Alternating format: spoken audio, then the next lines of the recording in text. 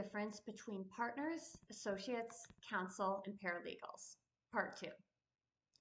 I made this Q&A a two-parter because I wanted to dedicate extra time to explaining what paralegals do and how they can help you as a client. An experienced and skilled paralegal is a hidden gem. And hidden is an apt word because they are disgracefully underappreciated. I want to draw an analogy to the medical context. If you're in the hospital getting blood drawn, you're usually far better off having one of the experienced nurses do it rather than the doctor. The nurse draws blood multiple times a day, and she'll be able to do it as effectively and painlessly as possible for you. While the doctor, even with her impressive medical degree, probably hasn't drawn blood more than a handful of times since she was a resident, so she's going to stumble through the process. Think of paralegals the same way. Whether it's doing state level registrations, filings for the IRS, creating initial drafts of deeds or other basic documents from the firm's standardized forms, or organizing documents for an M&A due diligence project, the paralegal is almost always going to do it more efficiently and accurately than any of the attorneys would.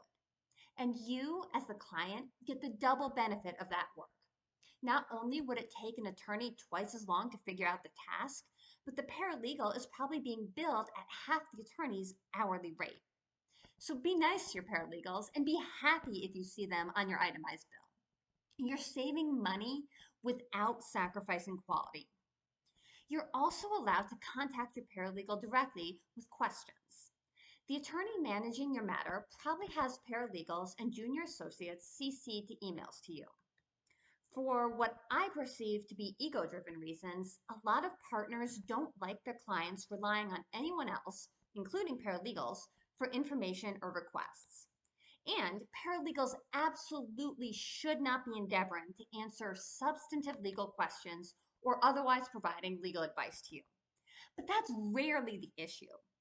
Far more often, the client is requesting a copy of an old document or wants to check on the status of a filing, or something else that will languish in the partner's inbox for a week before being acknowledged.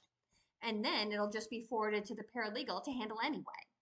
A good paralegal might be able to get you that information or the documents you need with same-day turnaround time and little or no expense. So thank your paralegal today. They keep your bills more reasonable and your matter organized. And even when the partners relegate them to a thankless back-of-house role, they are still indispensable to your success.